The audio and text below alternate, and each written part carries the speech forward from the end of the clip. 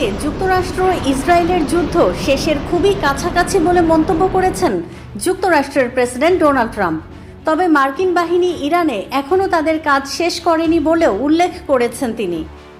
মঙ্গলবার ফক্স নিউজকে দেয়া এক সাক্ষাৎকারে প্রেসিডেন্ট ট্রাম্প বলেন, তার ধারণা ইরান যুদ্ধ শেষের পথে এবং তিনি মনে করেন যুদ্ধটি শেষের খুব কাছাকাছি পৌঁছে গেছে।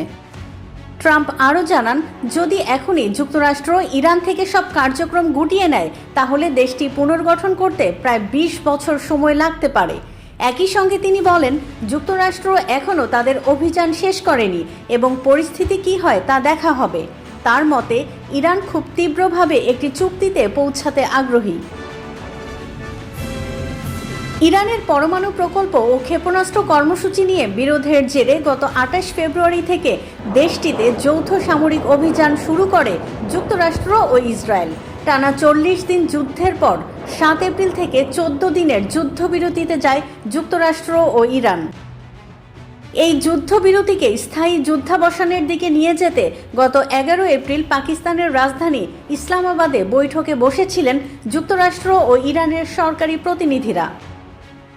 বৈঠকের মূল লক্ষ্য ছিল দুই দেশের মধ্যে একটি সমঝোতা চুক্তি স্বাক্ষর, কিন্তু 21 ঘন্টা ধরে আলোচনার পরও কোনো চুক্তি ছাড়াই শেষ হয় ইসলামাবাদ বৈঠক। তবে প্রেসিডেন্ট ডোনাল্ড ট্রাম্প জানিয়েছেন, শিগগিরই ইসলামাবাদে দ্বিতীয় দফা বৈঠকে বসবেন যুক্তরাষ্ট্র ও ইরানের প্রতিনিধিরা।